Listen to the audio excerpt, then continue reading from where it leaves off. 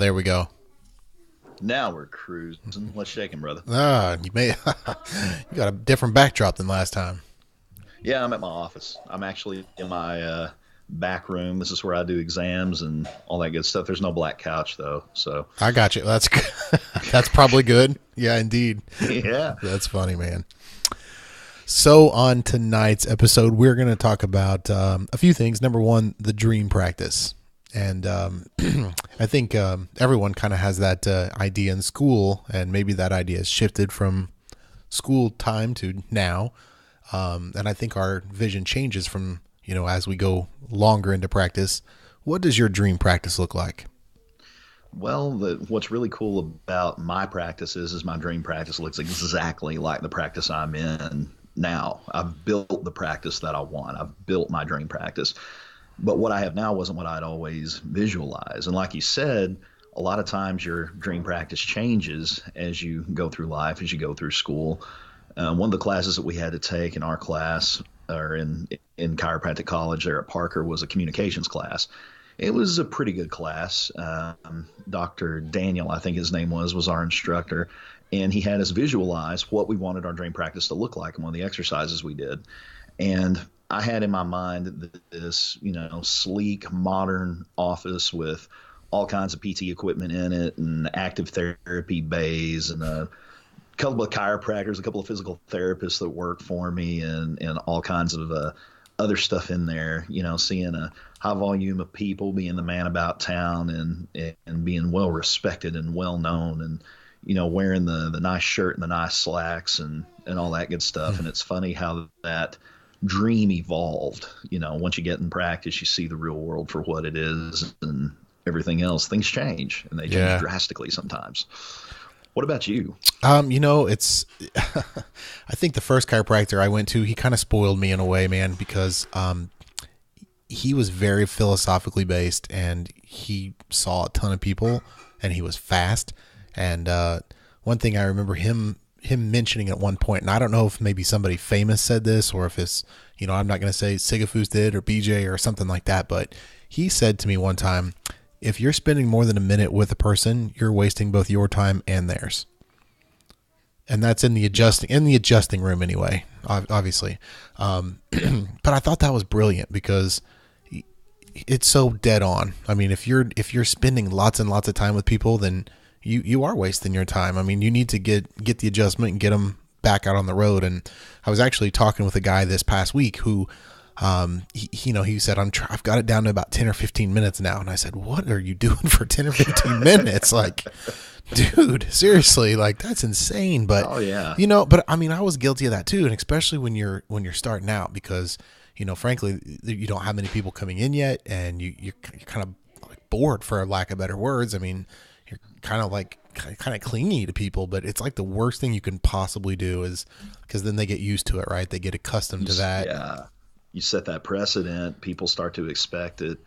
And I don't remember if we mentioned this the last time we talked, but there was a post in I think it was the DE page that was asking, must have been a new grad asking, well, what do you do in your downtime, that you have in your office? And, one of the DE cats in true DE fashion, I'm not dogging DE, I'm a DE guy. But he was saying, I visualize the people that are coming in. I walk back and forth from the tables and I touch the tables and I visualize, what I would do and the people on the table and how I'll touch their lives. And I mean, I think that's awesome. I built a gaming PC and played Grand Theft Auto and Skyrim and all kinds of stuff whenever I was down before I got busy. So yeah. I mean, that's what I did. I killed dragons. Right. But that's funny. But yeah, you begin to fill that time. You begin to spend a lot of time with these people.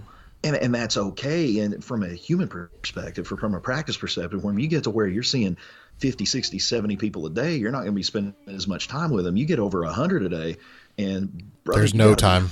There's no time. Absolutely. It's get in, get the job done, and move on. And they appreciate that too. And then they're not hanging out and like kind of like wanting to start this long conversation. So to get back to your question, man, I went through, let's see. The first practice that I went into, I worked with a guy for about a year, and it was probably one of the most humbling experiences because I literally spent most of my time getting the patients he didn't want, which were Medicaid. And then, then I set up his therapy bay in the very back, and it was a huge pain in the butt, to be quite honest, but I spent most of my time doing that, and I realized everything that I did not want to do, which made me go on this like quest basically of kind of figuring out, like, number one, I don't want to work for someone else my whole life. And number two, my first, I guess, coach came along, and I paid him to do some coaching for me, and I realized very quickly I didn't want to do his way either.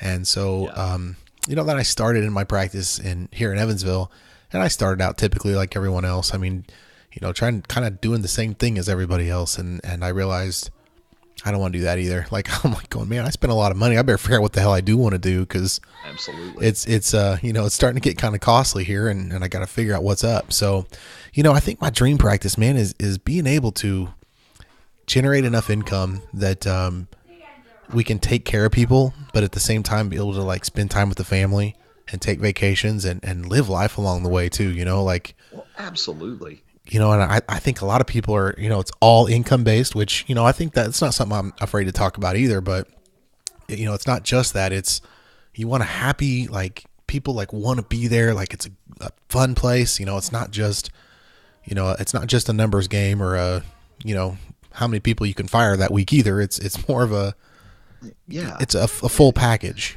So it's, well, and balance is absolutely essential, I didn't really describe what I wanted my dream practice to look like, but whenever I got out of school, I set up what I thought I wanted my dream practice to be. And I tried to duplicate that vision that I had in that communications class. And I hired a management company to help me out. If any of you want to know who that is, drop me a line privately. I'm not going to mention them here live on the podcast, but I set everything up the way they said to set it up. I got financing. I mean, I took out a $100,000 loan, $110,000 loan to start my practice, bought all that shiny therapy equipment and built out my office. It was slick and sleek and expensive, and about went bankrupt doing it. Couldn't get butts in the seats. I was miserable doing what I was doing. I built what I thought I wanted, and that was the vision that I had in my mind. And like you, I had previous experience in a principal chiropractor's office. I worked for a chiropractor in high school who was a Sigafoos guy. And we saw a ton of people, and it was straight chiropractic, and it was high volume. We saw between, 300 and 400 people a week, working 3.5 days a week. It was legit. And somehow my perspective changed. My desire was skewed going through the mixology that is chiropractic school. And whenever I reached that point of failure, I realized something had to change, and that's why I reached out to Tim Langley and found the membership group and began to rebuild from there. But one of the goals was always to collect enough money, like what you're saying, to be able to take care of my family without having to worry about where, which bill are we going to be late on this month? Are we going to be late on the electric bill, or are we going to be late on the rent? And in going through that process, we've built a practice that is very similar to the one that I worked in high school. We see a lot of people. We average somewhere between 280 and 320 people a week. It's a fun.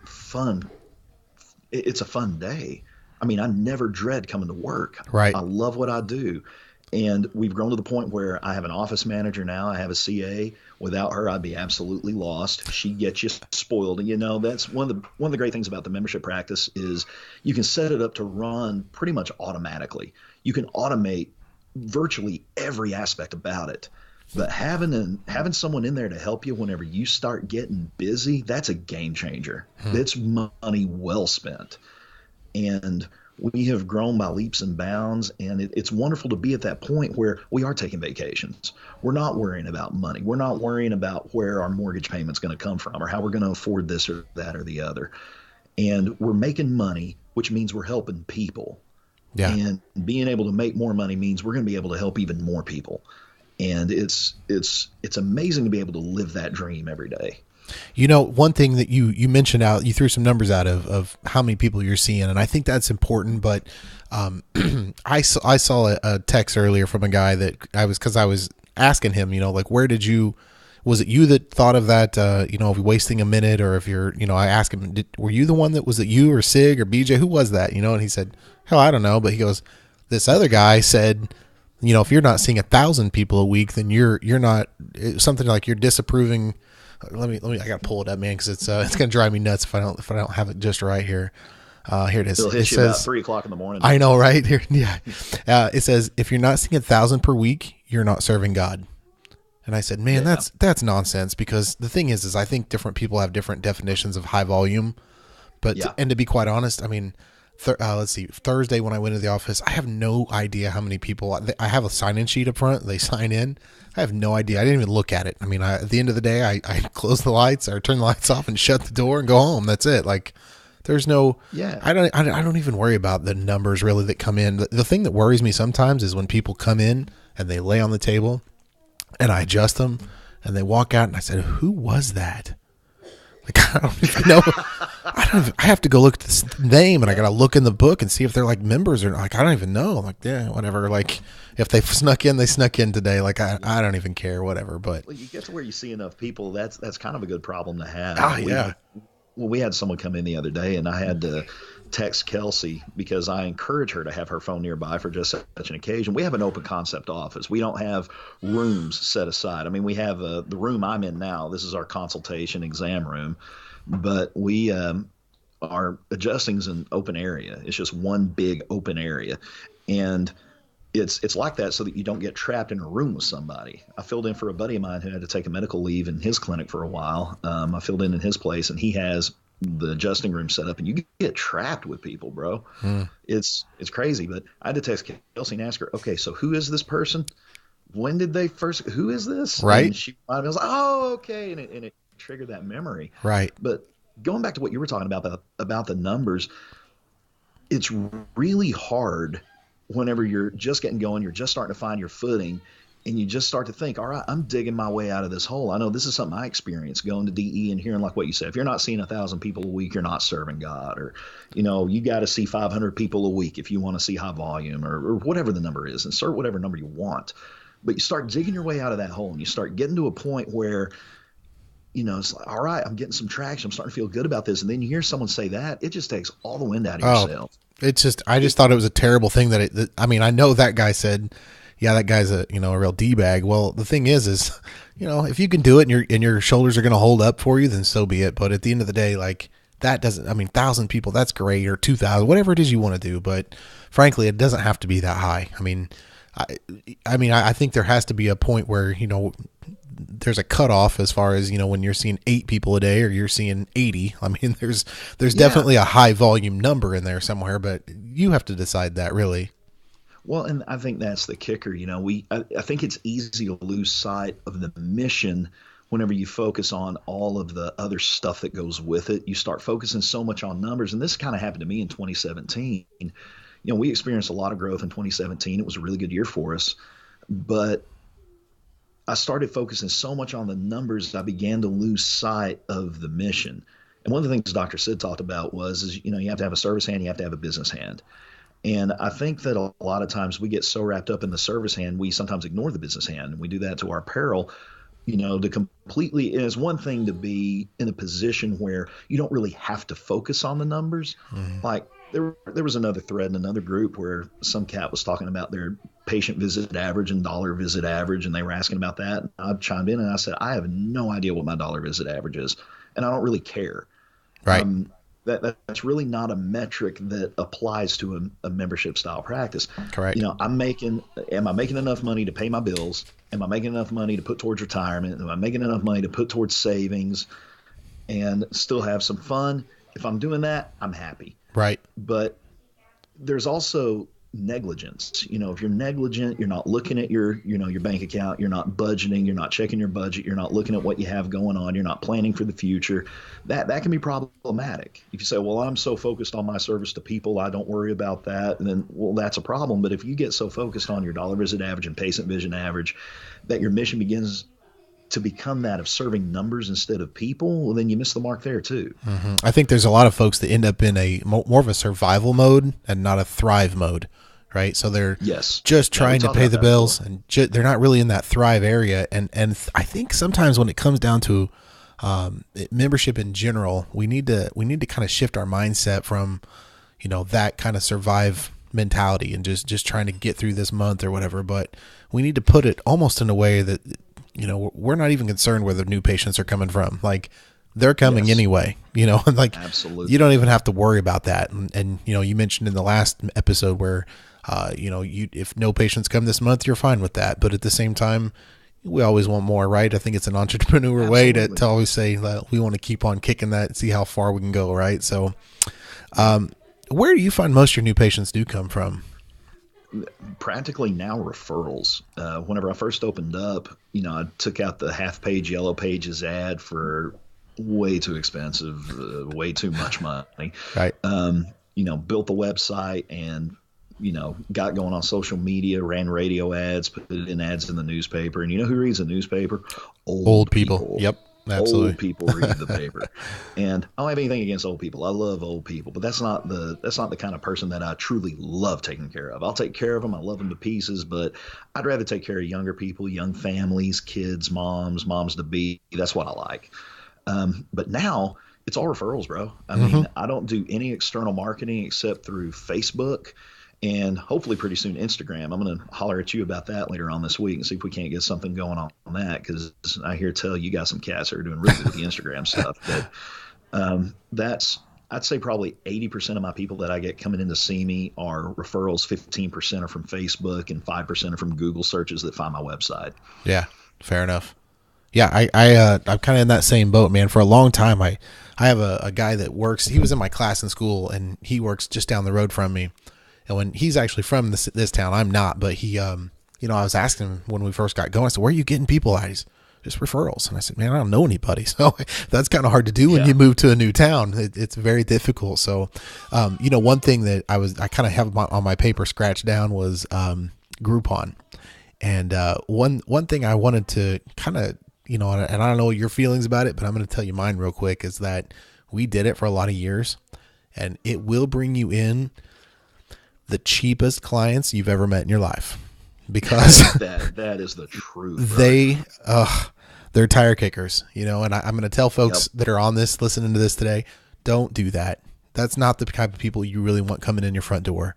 It's just not. That's exactly right, man. And we never did use Groupon, but we had a similar experience. I mean, the old bait and switch tactic. We have a $350 new patient exam with $100 worth of x-rays. But if you bring this coupon that you cut out from the classified pages, you can get all this for $29.95. Right. Yeah, and we'll give you a $5 gas card to boot. Sure. So you get that nonsense, and you get the same kind of people. You get the people that are hunting for a bargain. And that's another thing about the membership concept, is you don't want to be the cheap guy.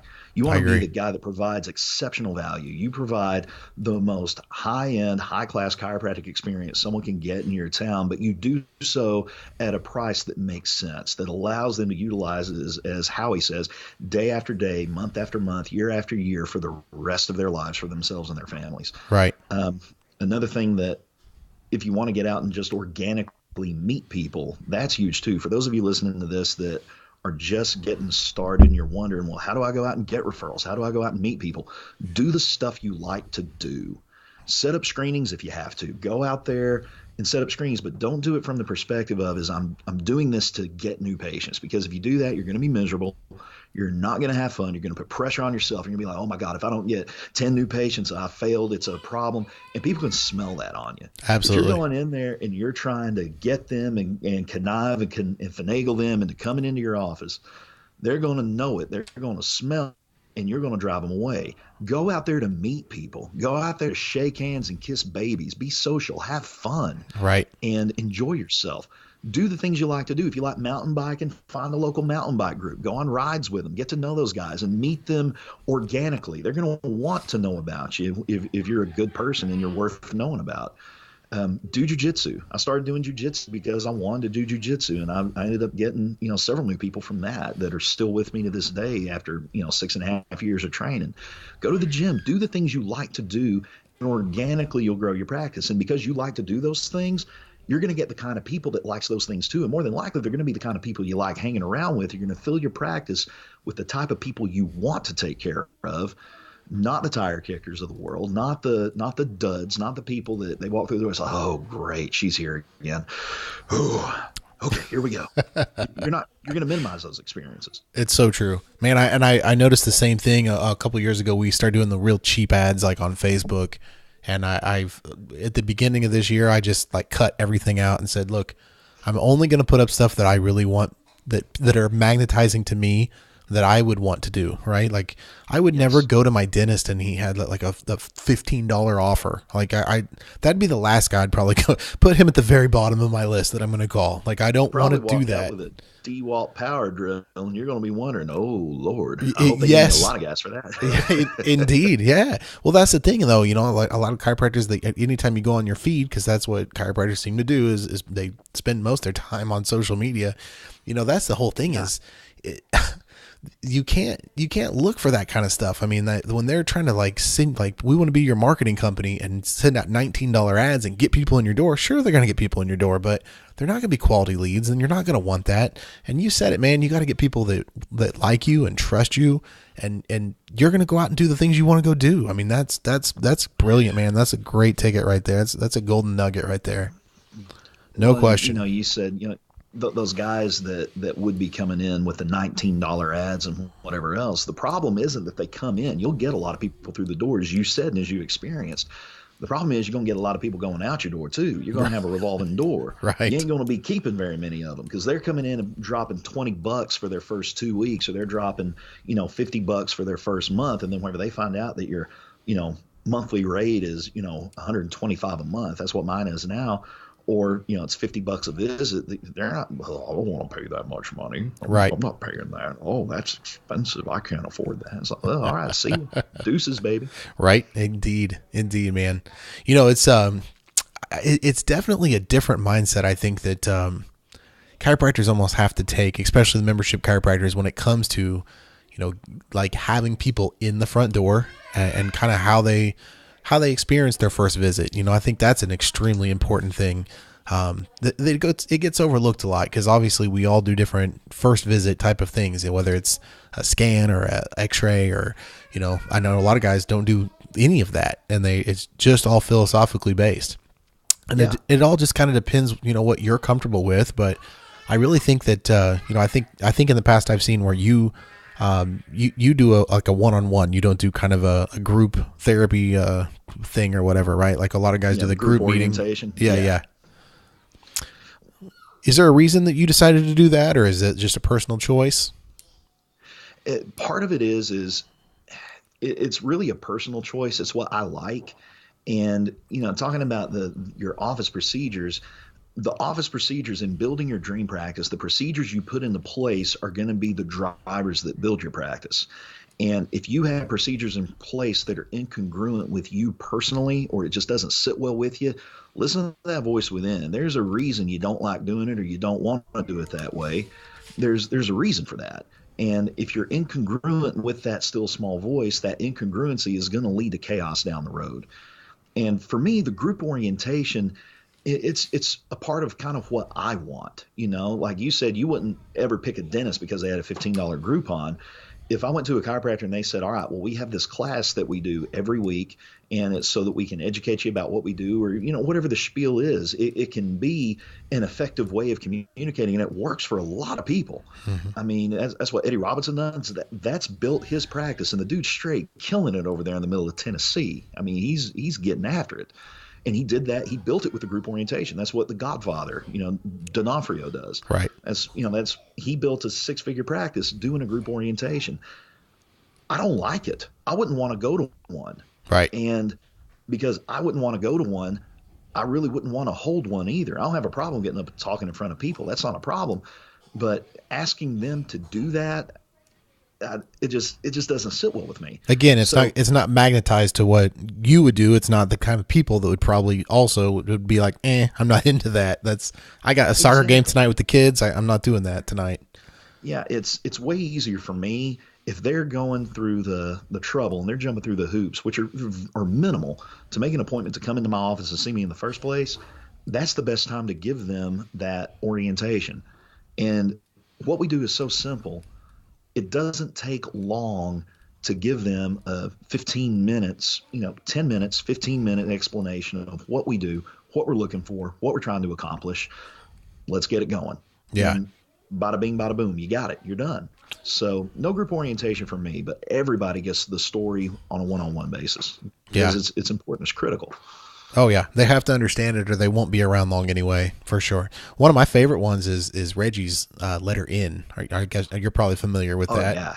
Yeah, Yeah. The chemistry of life. that's it, man. And I'll tell you what, man, I use that all the time, and it takes about 6 minutes, and people go, "Huh, I okay, yeah, that makes sense." Like, and it's so life changing for them, and you wouldn't think that like something that's so easy and that we get. And I mean, to me, Reggie's just a fantastic speaker anyway. Like, I love listening to that guy, but his Oh yeah. just the message he puts across so easily, and people go, there it is. You know, it's so simple for him. And so it's a great little talk. If you guys haven't seen that, all you have to do is look up the letter N Reggie Gold, and it'll pop up on YouTube, and you can watch it. Reggie does a fantastic job of explaining things, and it might be something you can show to people real quick. And like, you know, like Lee's saying, it doesn't take, 15 minutes tops to get people in and let them understand what it is you're doing. Absolutely. And, Jay Corson, he doesn't really even do a personalized one-on-one orientation or group orientation anymore. He has a video on his website. Anyone that calls his office is directed to go to that website, watch the video. They take a quiz. They come to his office and hand in the quiz booklet and if or the quiz sheet. And if they don't take the quiz, they watch it in his office. So he doesn't even do it personally anymore. Nah, that's probably really and smart. It works for him. Yeah. Everyone's got their way of doing things, and they're all, none of them are wrong. That's the beautiful part. It's all right. It's just how you decide to make it happen. Yeah, we have a saying in jiu-jitsu: all of it works and none of it works. Mm-hmm. And the same thing's true with this. All of it works and none of it works. It has to be congruent with you if it's to work. It has to fit you. If it doesn't fit you, it ain't going to work. Mm-hmm. So that's it. There is no wrong way to do it. I love that. When I was talking to the guy earlier this week, we had this conversation, and I don't know how deep we want to dig into this, but I say it's an open book, man. Let's do it, right? Like, it's when we talk about money, I think it's important that we need to know that there's a way to, we want to collect an amount that is fair from people, but also, like, at the end of the month, you say, hey, how much, what do I think my dream practice would be? What makes sense for myself, pay the bills, pay the taxes, everything all together. And for me, to be quite honest, I think if you're making $25,000 a month, you're doing really well. There's guys that make a lot more than that. There's guys that aren't even in that ballpark. Yeah. But I think I mean, for me personally, I think 25,000 is a very fair number. And what do you think? I think that's a good number, and I think that's, like you said, it's largely going to be dependent on the individual and their practice. Mm-hmm. I know for me, whenever I first switched over to membership at doing my calculations, and you're probably going to laugh at this, I was thinking, oh man, if I can get to the point where I'm making $8,000 a month, man, I'm going to be doing really good. Right. And at the time I was Sure. I was struggling. We were having a hard time making ends meet. I was driving a 12-year-old car. My wife was driving, a 7-year-old vehicle, and we had one baby, and we had another on the way.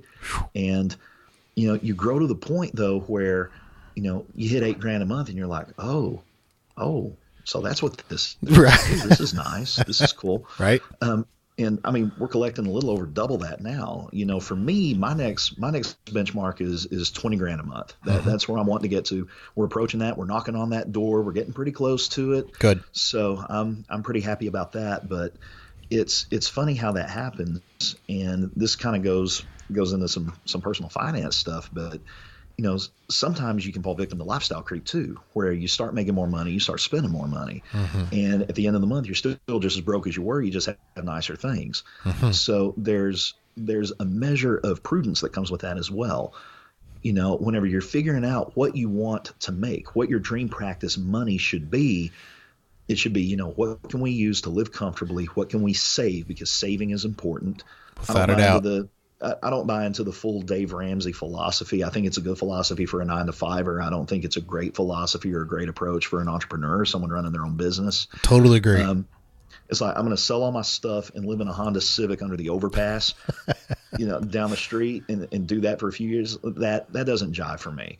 But to collect a sum of money to where my overhead's covered and keep the overhead low. Keep it low. You don't have to, have the biggest, nicest, flashiest practice, or, spend thousands upon thousands a month to get people in the door. It doesn't take much to run a practice. And make it nice, make it appealing.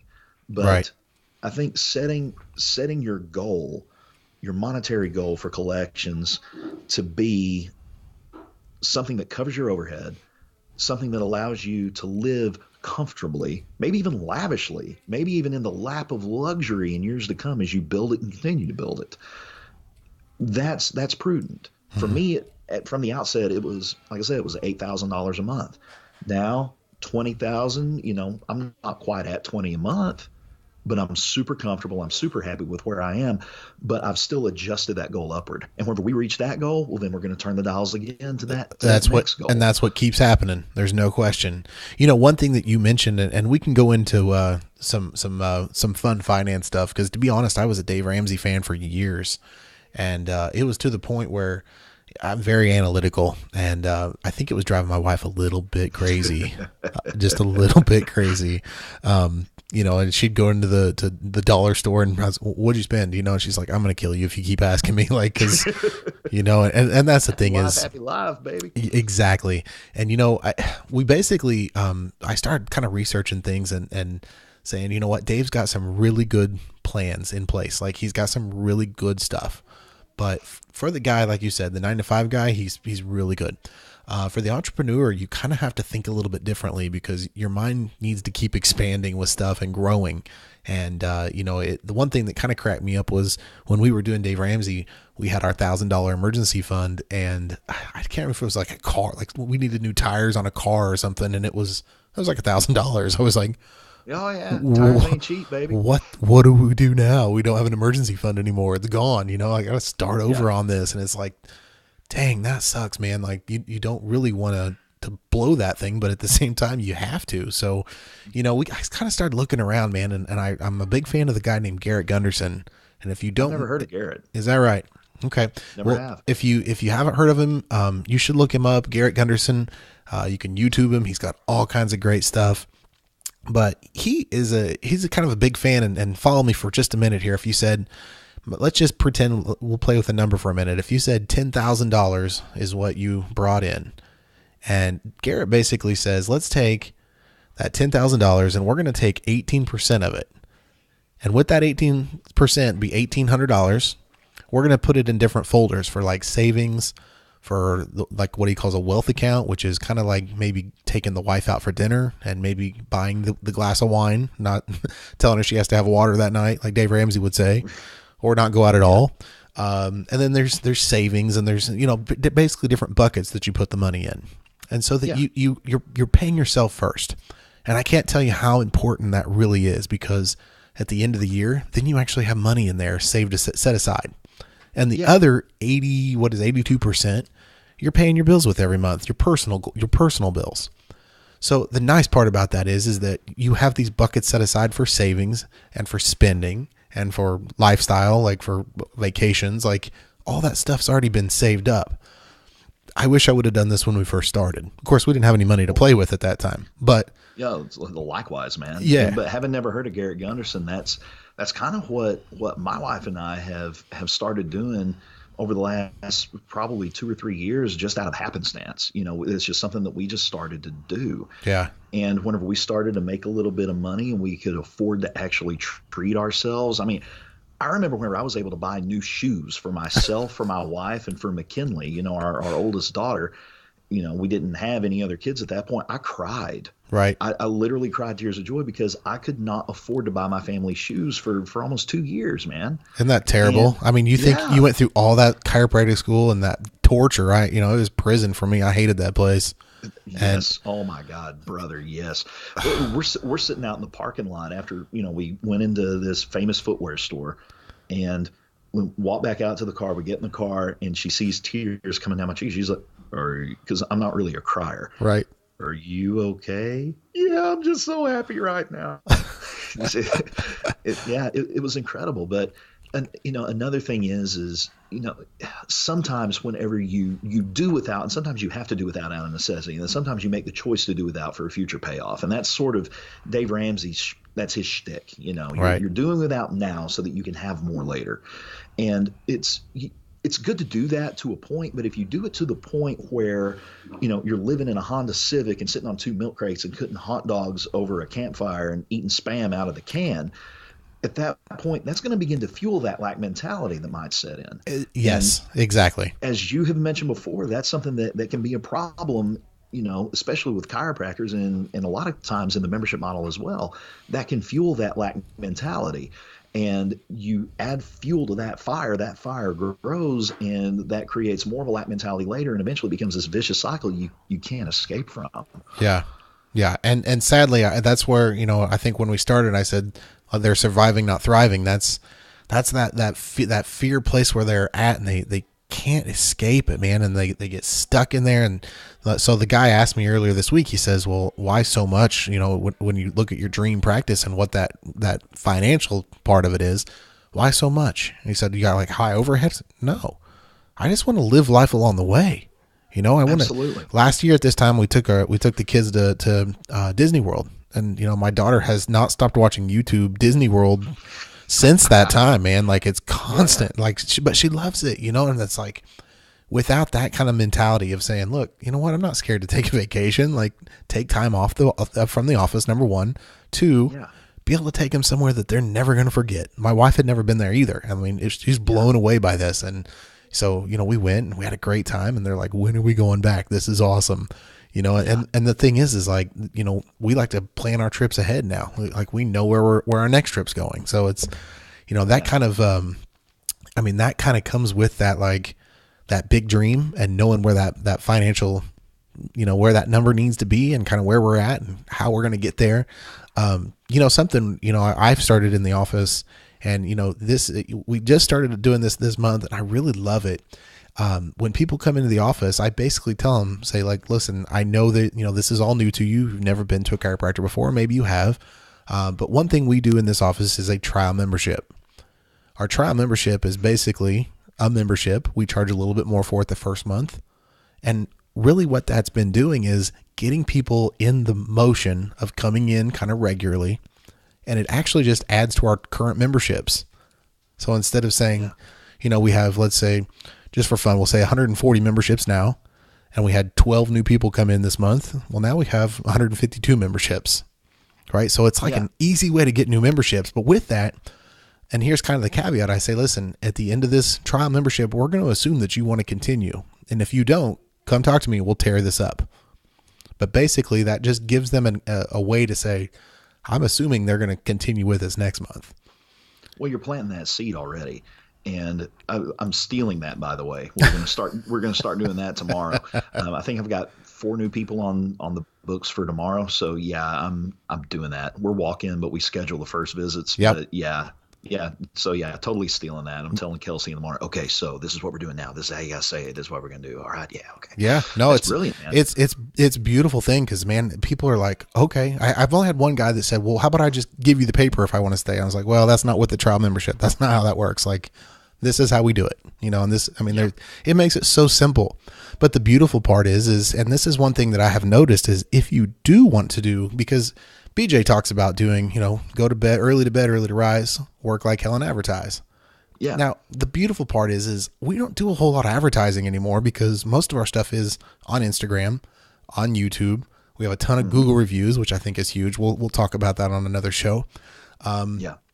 And then the last part of it is that if you are going to do some advertising, if you're new, I'm not against that, but you have to do it the right way. And we'll talk about that. You gotta be smart. Yeah, you gotta be smart about it. But the thing is a lot of people advertise themselves to death, and that ends up costing them a small fortune. Yeah. So if you're going to advertise, you have to have new patient acquisition costs, right? We know that when you put a $400 or $500 out in ads on Facebook, you can't put $39 ads out there. That doesn't work. You have to get people in the door and pay for those ads with the new people coming in. then it works. Absolutely. Right. So it's Absolutely. like people don't realize that. I don't think when they're starting out though, they just go, oh, Facebook ads, let's do it. Or Google ads, let's do it. And that doesn't work like that. I mean, you have to have that new patients are paying for those ads so that you can get them, but it has to cycle through properly. So that's, one hand has to wash the other. yeah, exactly. Well, hey man, let's cut it off for this evening. And if people have any questions, I think we've set up an email address, membership chiropractors at gmail.com, and they can send in questions they might have or things that they're interested in that we could talk about and maybe give some experience on. Absolutely. I'd also like to say to the membership Facebook group, if you guys have any topics that you would like to hear discussed, if you have anything that you would like for Andrew and I to discuss or talk about, or any suggestions for future topics or guests or anything along those lines, don't hesitate to drop a line, guys. Either send me or him a private message, drop it on the group, and we'll see what we can do to make it happen. Yeah, I think also there's a lot of guys that do things that I have zero experience with that I think we'd love to have on the show, as far as people who are doing like lunch and learns or I don't know, just different things that I have no experience with, but obviously they do. So, if there's something you're doing in your office that is really working well for you, we'd love to hear about it. So, all right, guys, we're going to wrap it up for tonight. We'll talk to you later. Have a good one. Peace.